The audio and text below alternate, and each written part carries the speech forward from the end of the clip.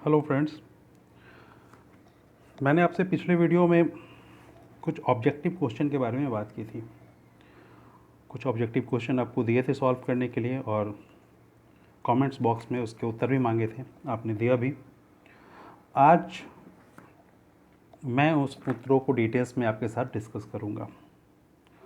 ये contact second में generally ये जो ऑब्जेक्टिव क्वेश्चन थे वो सेक्शन 124 से लेके सेक्शन 130 132 तक के बीच में पूछे गए थे। 133 कुछ सेक्शन आगे के भी पूछे थे हमने, उससे रिलेटेड क्वेश्चन थे, बेलमेंट से रिलेटेड थे, गारंटी थे, इंडेमनिटी थे, एक दो एजेंसी के भी क्वेश्चन थे। ये ऑब्जेक्टिव क्वेश्चन बहुत ही इंपॉर्टेंट है, आप लोगों ने इसे अटैम्प्ट किया है, क्योंकि ऑब्जेक्टिव के साथ साथ आपके कुछ टॉपिक अपने आप तैयार होते चले जाते हैं। सो इसके इम्पोर्टेंस को समझिए और इसको ज़रूर बनाइए, डिटेल्स में जाके बनाइए। चलिए हम लोग देखते हैं कि वो क्वेश्चन क्या थे। एक क्वेश्चन था पहला, एडम्सन बनाम जार्विस किस पर निर्देशकवाद है। ऑप्शन था उपनिधान का है, हाँ, क्षतिपूर्ति की संहिता है मतलब बेलमेंट है, या कॉन्ट्रैक्ट ऑफ इंडेमनिटी है, प्रत्याभूति की संबंधा कॉन्ट्रैक्ट ऑफ गारंटी है, या प्लेज है, गिरवी है।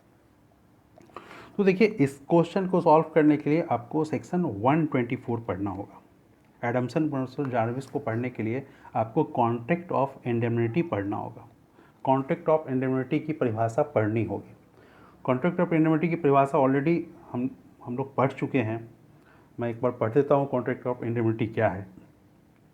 A contract by which one party promises to save the other from loss caused to him by the conduct of the promisor himself or by the conduct of any other person, each called a contract of indemnity। ये थी contract of indemnity की परिभाषा। अब आप किसी को loss से बचाने का वचन देते हैं, या तो आपके खुद के द्वारा वो लॉस हुआ हो, या किसी और से किसी और के कारण लॉस हुआ हो, किसी वाद में लॉस हो गया हो, आप उससे बचाने के लिए आप कहते हैं कि मैं अगर इसमें कुछ भी लॉस होता है तो मैं उसकी क्षतिपूर्ति करूंगा। तो ये कॉन्ट्रैक्ट ऑफ इंडेमनिटी है, ये सेक्शन 124 में बताया गया है। और ये एडम्सन बनाम जार्विस का जो मामला है ये इसी 124 पे आधारित है। एडम्सन बनाम जार्विस में क्या हुआ था कि इसमें एक व्यक्ति है जो नीलाम करता था, और दूसरे व्यक्ति के कहने पे उसने क्या किया था, कुछ गाय, हाँ, जैसे इसको उदाहरण से समझिए, ऐसे एक है व्यक्ति ए और दूसरा व्यक्ति है बी। तो ए जो है, ये जो ए व्यक्ति है ये नीलाम करता है, और ये बी व्यक्ति क्या है, इसके पास ये जो व्यक्ति है ए को कहता है कि मेरे पास कुछ गाय है, इसको नीलाम कर दो, है ना। ये बी ए को कहता है कि मेरी कुछ गायें हैं, उसको नीलाम कर दो। ए क्या करता है, ए जो नीलाम करता है उसकी गाय को नीलाम कर देता है, और बाद में पता चलता है कि वो गाय जो है किसी और का था, मिस्टर सी का गाय था। किसका था, सी का गाय था। तो अब सी क्या किया, सी ए के पास जाता है कि आपने मेरी गाय नीलाम कर दी, तो आप मुझे क्या करो, क्षतिपूर्ति दो, वो जो लॉसेस, तुमने तो मेरा गाय नीलाम कर दिया। ए को क्या करना पड़ता है, ए को वो भुगतान करना पड़ता है, क्षतिपूर्ति सी की करनी पड़ती है। और ये क्यों होती है, क्योंकि बी के कारण, बी ने गलत बोला कि वो बी की गाय है, और बी की अपनी गाय बता करके ए से उसे नीलाम करवाया था। इसलिए ए को ये अधिकार है कि वो बी से ये जो उसकी क्षति हुई, इस सी को जो क्षतिपूर्ति चुकानी पड़ी, वो इस बी से क्या करे, वसूल सके। तो ये था एडम्सन बनाम जार्विस का केस। इस तरह ये यहाँ पे जो दायित्व उत्पन्न हो गया, ये एक तरह से यहाँ पे एम्प्लॉयड कॉन्ट्रैक्ट आ गया।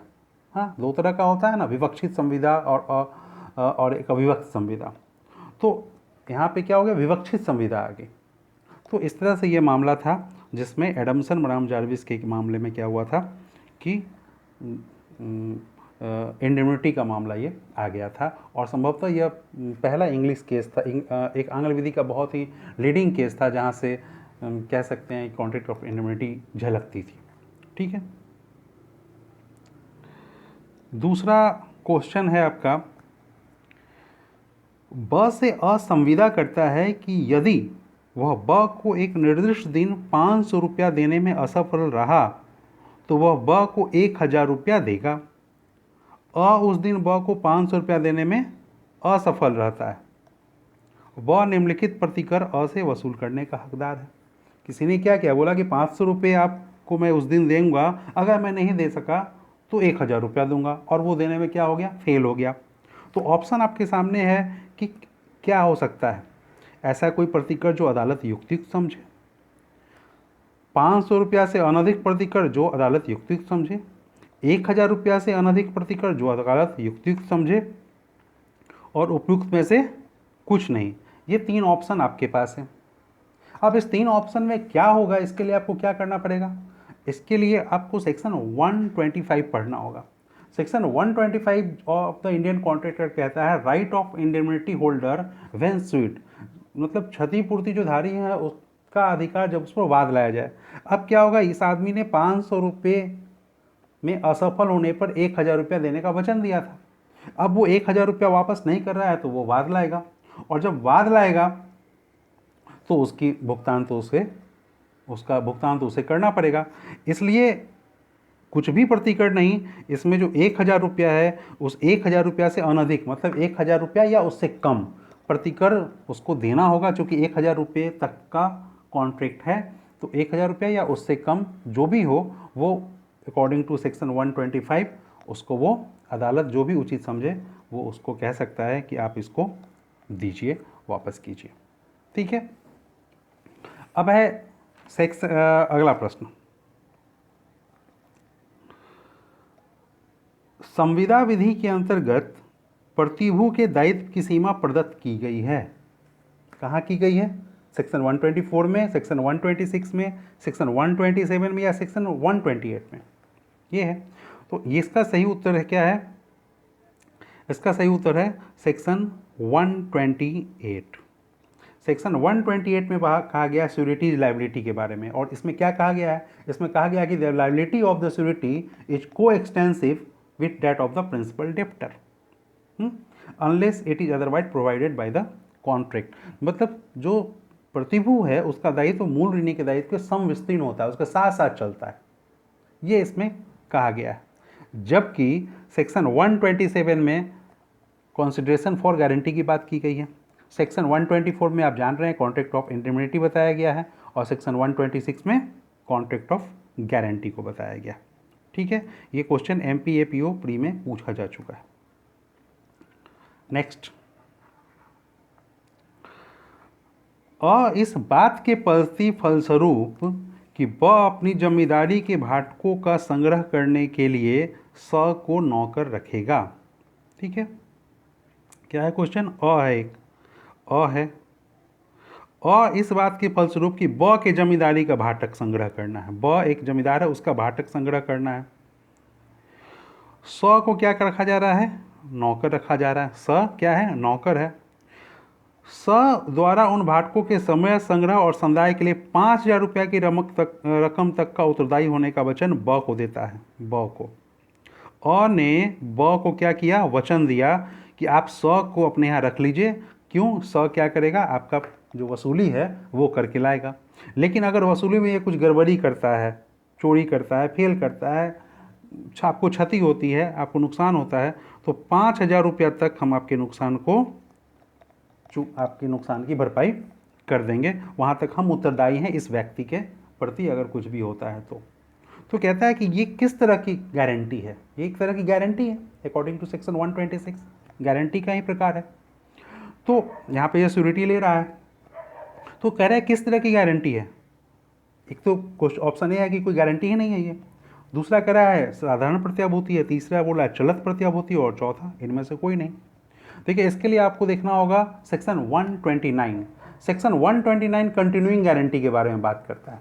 क्या है continuing guarantee, a guarantee which extend to a series of transaction, वो है कंटिन्यूइंग गारंटी। तो ये आप जब सेक्शन 129 पढ़ेंगे तो सेक्शन 129 का इलस्ट्रेशन ए ही है ये प्रॉब्लम बेस्ड क्वेश्चन है, और मैंने पहले कहा था कि आपको इलस्ट्रेशन बेस्ड क्वेश्चन आपके कॉम्पिटिटिव एग्जाम में ऑब्जेक्टिव प्रश्न पूछे जाते हैं। सब्जेक्टिव भी पूछ दिए जाते हैं, आपको कॉन्ट्रैक्ट बेस्ड कुछ इलस्ट्रेशन दे दिया और बोला इसको एलोब्रेट कीजिए। तो ये ऑप्शन ए आपका इसमें, ये ऑप्शन सी इसमें आपका सही उत्तर है। ये क्या है? Continuing guarantee. Continuing guarantee, a guarantee which extend to a series of transaction. यहाँ पे क्या हो रहा है? सीरीज ऑफ ट्रांजेक्शन चल रहा है। 5,000 रुपये के लिए वो गारंटी कंटिन्यू है जब तक वो उसके यहाँ काम कर रहा है और जब तक कि उस गारंटी को वापस नहीं ले लिया जाता है। हाँ, तो ये है इसका सही उत्तर। आगे आइए, फिर वही है, कंटिन्यूइंग गारंटी चलत प्रत्याभूषी की परिभाषित है। कहाँ परिभाषित है? भारतीय संविधान अधिनियम की धारा 124 में, धारा 129 में, धारा 146 में और धारा 147 में। तो इसका सही उत्तर क्या है? अभी हम लोगों ने देखा है धारा 129, ऑप्शन बी। धारा 129 में कंटिन्यूइंग गारंटी को परिभाषित किया गया है, जबकि सेक्शन 124 में कॉन्ट्रैक्ट ऑफ इंडेमिनिटी को किया गया है। सेक्शन 146 और सेक्शन 147, हाँ, सेक्शन 146 और सेक्शन 147 दोनों ही को सिक्योरिटी के बारे में बात करता है। को सिक्योरिटी, को सिक्योरिटीज के बारे में बात करता है, सह प्रतिभू के बारे में, सह प्रतिभू की जो लायबिलिटी है उसके बारे में बात करता है। ठीक है, अगला देखते हैं। अगला फिर एक प्रॉब्लम बेस्ड क्वेश्चन है। स से बैंक के प्रबंधक के तौर पर ब के आचरण के लिए स के प्रति प्रतिभू होता है। तत्पश्चात अ की सम्मति के बिना ब और स संविदा करते हैं कि ओवरड्राफ्टों से हुई हानि का 1/4 का ब दायी होगा। ब एक ग्राहक को ओवरड्राफ्ट देता है और बैंक को हानि होती है। अ इस हानि को पूरा करने के लिए ऑप्शन 4 है, पूर्णतः दायी है, दायी नहीं है, 1/4 की सीमा तक दायी है और 3/4 की सीमा तक दायी है। अ स से बैंक के प्रबंधक के तौर पर, हाँ, अ स से ब के आचरण के लिए, तो अ क्या है? अ जो है यहाँ एक है, स से, स है क्या? बैंक का प्रबंधक है, ये बैंक का प्रबंधक है। अ स से करता है और अ क्या कर रहा है? गारंटी ले रहा है। किसकी गारंटी ले रहा है? ब की, ब की गारंटी ले रहा है। अ ब की गारंटी ले रहा है, किससे? स से। कह रहा है कि अगर कुछ भी होगा तो इसका ओवरड्राफ्ट अगर ये करता है तो हम उसके लिए 1/4 तक के लिए लायबल होंगे। सॉरी, उसकी गारंटी लेता है और उसका प्रतिभू होता है, उसका गारंटर बन जाता है उसके आचरण के लिए। अब क्या होता है कि without the knowledge of a के नॉलेज के बिना, ठीक है, ये बैंक जो है और वो जो उसका मैनेजर है जिसकी गारंटी ली गई थी, ये लोग आपस में एक क्या करते हैं? संविदा कर लेते हैं। उसके नॉलेज में नहीं है। क्या कर लेते हैं संविदा? कि आप अगर ओवरड्राफ्ट करते हो तो आपको जो हानि होगा उसकी 1/4 के लिए आप दायी माने जाएंगे, उसके आगे के लिए आप दायी नहीं होंगे। 1/4 तक का ही हम आपको दायी करेंगे। अब क्या हो गया? अब उसने कुछ इस तरह का ओवरड्राफ्ट किया और उससे बैंक को हानि हुई। तो वैसी स्थिति में उस हानि को पूरा करने के लिए जो सिक्योरिटी जिसने ली थी, गारंटी ली थी, क्या वो दायी होगा? ये ऑप्शन है। देखिए, ये जो प्रॉब्लम है, ये प्रॉब्लम आपको आधारित है सेक्शन 133 पे। सेक्शन 133 जब आप पढ़ेंगे तो वहाँ पे दिया गया है discharge of security bye variance in terms of contract. मतलब जो संविदा अगर कोई किया गया है कॉन्ट्रैक्ट ऑफ गारंटी में, उसमें आप अगर कोई फेरबदल कर देते हैं without the knowledge of the security, हाँ, जो प्रिंसिपल डेप्टर है और क्रेडिटर है वो आपस में मिलकर क्या करता है? उसमें कोई फेरबदल कर देता है, तो वैसी स्थिति में फेरबदल से क्या होता है? सिक्योरिटी डिस्चार्ज हो जाता है अपनी लायबिलिटी से। तो यहाँ पे भी ये इस केस में क्या होगा? वो डिस्चार्ज हो जाएगा अपनी लायबिलिटी से। तो वो क्या होगा? मतलब क्या? वो दायी क्या है? दायी नहीं है, वो दायी नहीं होगा। तो इसका उत्तर कौन होगा? बी सही उत्तर होगा। और ये आप सेक्शन 133 का इलस्ट्रेशन ए जाके देखिए, इलस्ट्रेशन ए में आपको ये मिल जाएगा। सेम प्रॉब्लम्स है जो उसके इलस्ट्रेशन ए में दिया गया। इस तरह के प्रॉब्लम इलस्ट्रेशन से दिए जाते हैं। अगला प्रश्न है, कि अ ब का कर्जदार है, वह अ ब को यह अधिकार प्रदान करता है कि ब उसका मकान बेचकर विक्रय आगमों से अपना ऋण संदाय कर ले। किसी अभिव्यक्त संविदा के अभाव में, ऑप्शन ए क्या है? ऑप्शन ए है अभिकरण का प्रतिसंहरण कर सकता है, ठीक है। ऑप्शन बी है अभिकरण का प्रतिसंहरण नहीं कर सकता है। ऑप्शन सी है अभिकरण अ की मृत्यु पर प्रतिसंहरित नहीं होता है, और ऑप्शन डी है बी और सी दोनों सही है। देखिए, सबसे पहले तो आपको बता दूं, ये जो प्रॉब्लम है ये प्रॉब्लम रिलेटेड है एजेंसी से। किससे? एजेंसी से रिलेटेड है। और एजेंसी को कहाँ डिफाइन किया गया है? मतलब एजेंसी में डिफाइन किया गया है आपको एजेंट और प्रिंसिपल के बारे में। एजेंट और प्रिंसिपल के बारे में सेक्शन 182 बताता है एजेंट को और प्रिंसिपल को। एजेंट और प्रिंसिपल के बारे में सेक्शन 182 बताता है। वो कहता है कि an agent is a person employed to do any act for another, हाँ, और to represent another in dealing with third person. तो वो क्या है? एजेंट है। The person for whom such act is done और who is so represented is called the principal. Agent क्या करता है? एजेंट प्रिंसिपल के बिहाफ में किसी थर्ड पार्टी से जाके प्रिंसिपल के लिए रिलेशन बनाता है, प्रिंसिपल के लिए काम करता है, बिहाफ ऑफ द प्रिंसिपल काम करता है, वो कहलाता है एजेंसी।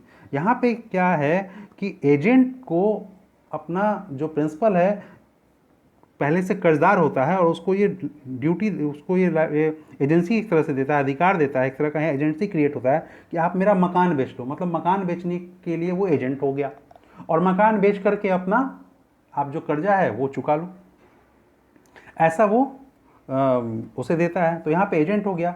अब एजेंसी के कब डिस्चार्ज, एजेंसी प्रिंसिपल कब डिस्चार्ज हो जाता है, या एजेंसी कब खत्म हो जाती है, इसके बारे में बहुत सारे टर्म एंड कंडीशंस बताए गए हैं।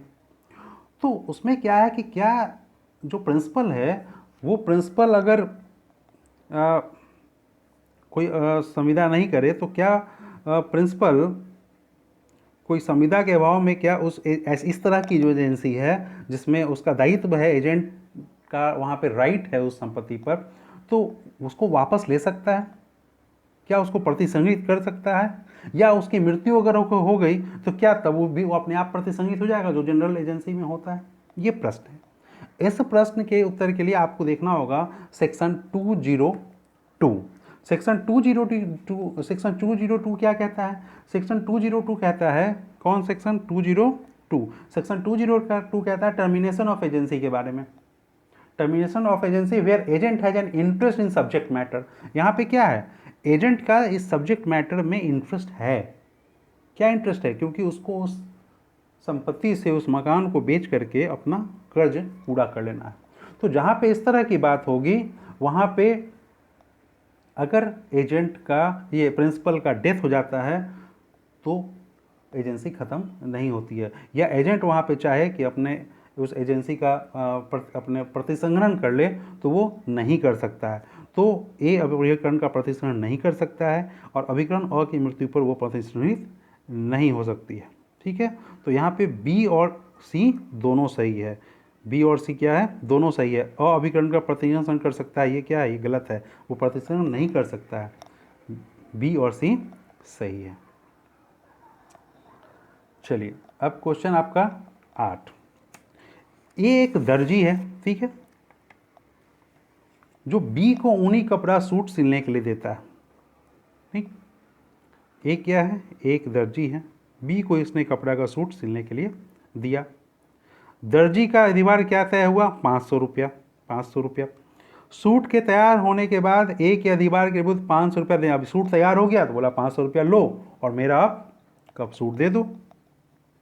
दर्जी कहता है कि मैं तब तक आपको सूट वापस नहीं करूंगा जब तक कि मेरा एक पुराना बकाया, पुराना कुछ बकाया होगा, पुराना भी उसने सूट पैंट शर्ट कुछ भी सिलवाया होगा, तो वो बकाया उसने दिया नहीं था, तो पुराना वाला बकाया दो तब ये वाला सूट भी हम आपको देंगे। तो सवाल ये उठता है कि क्या पुराने बकाया का भुगतान जब तक वो नहीं करेगा तब तक दर्जी उसको ये जो सूट है उसको वापस नहीं करेगा? यह प्रश्न है। ये क्वेश्चन किस चीज़ से रिलेटेड है? ये है बेलमेंट से रिलेटेड। क्या चीज़ है? बेलमेंट। ये बेलमेंट का केस है।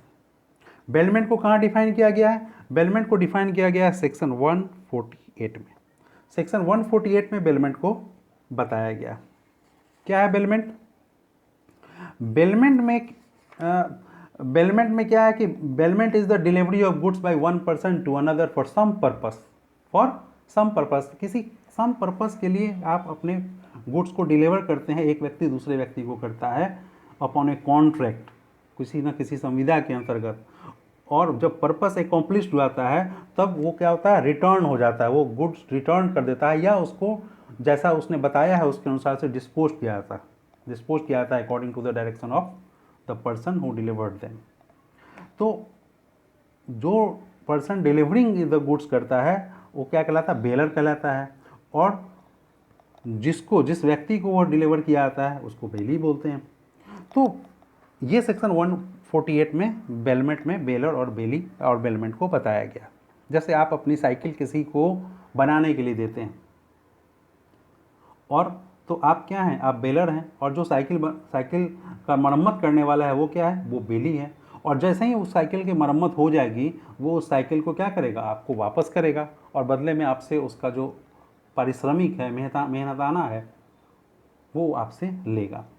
अब आप वहाँ पे साइकिल लेने जाते हैं उससे, तो वो ये कहता है कि मैं ये साइकिल तब तक नहीं दूंगा जब तक आपने पिछली 2 दफ़े आपने साइकिल बनवाई थी उसके पैसे का भी भुगतान जब तक आप नहीं कर देते हो तब तक मैं आपको ये साइकिल नहीं दूंगा। आप कहते हैं कि पिछला हिसाब पिछला था, इस बार का जो है वो ही तुम ले लो और मुझे साइकिल वापस कर दो। वो बोलता है नहीं, मैं साइकिल तब तक रोके रखूँगा, तब तक नहीं दूंगा जब तक मेरा पूरा भुगतान नहीं हो जाता है। प्रश्न ये उठता है कि क्या वो साइकिल वाला ऐसा कर सकता है? तो इसके लिए आपको देखना होगा सेक्शन 171 एंड सेक्शन 170 भी देख लीजिए। देखिए, 2 तरह के धारणाधिकार होते हैं, मतलब बेलर को राइट है धारण करने का, लेकिन कुछ उसमें टर्म एंड कंडीशन है जो डिटेल्स में हम लोग पढ़ेंगे तो उसको जानेंगे। लेकिन मोटे तौर पे ये समझिए कि 2 तरह के धारण करने का अधिकार है, उसको रोके रखने का अधिकार है, जिसको हम लोग बोलते हैं पार्टिकुलर लियन एंड जनरल लियन। पार्टिकुलर लियन क्या है और जनरल लियन क्या है? पार्टिकुलर लियन में विशिष्ट धारणाधिकार जिसको बोलते हैं, और जनरल लियन क्या है? जिसमें साधारण धारणाधिकार बोलते हैं। इसके लिए आप सेक्शन 171 को डिटेल्स में पढ़िए, जहाँ पे स्पष्ट लिखा है कि general lien of bankers, factors, wharfingers, attorneys and policy brokers, मतलब ये जो लोग हैं bankers, factors, wharfingers, attorney of a high court या पॉलिसी ब्रेकर्स हैं, in the absence of any contract to the contrary, retain as a security for a general balance of account any goods billed to them।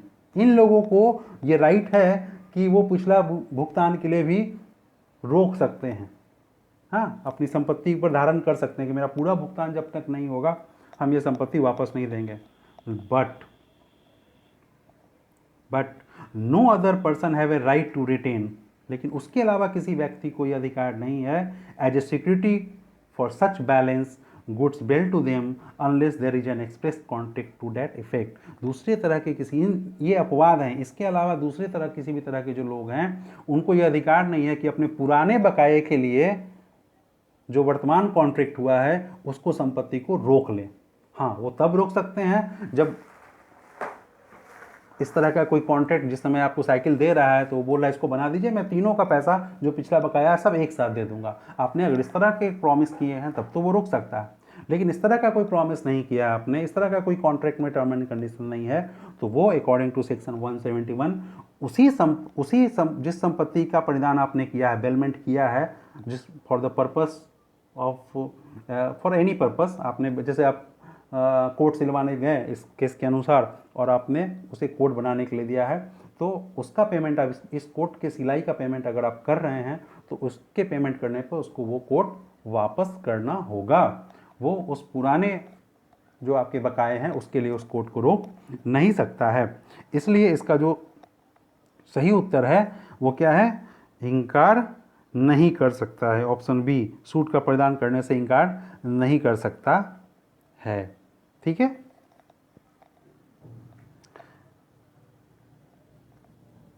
अगला देखते हैं। इसमें दो कथन दिया गया है। जब तक संविदा द्वारा अन्यथा प्रावधारित न हो, प्रतिभू का दायित्व मूल ऋणी के दायित्व के समविस्तीर्ण होता है। ये ऑलरेडी हम लोग पढ़ चुके हैं सेक्शन 128 में। सेक्शन 128 में पढ़े हैं, को एक्सटेंसिव के बारे में पढ़ा है। क्या पढ़ा है को एक्सटेंसिव के बारे में?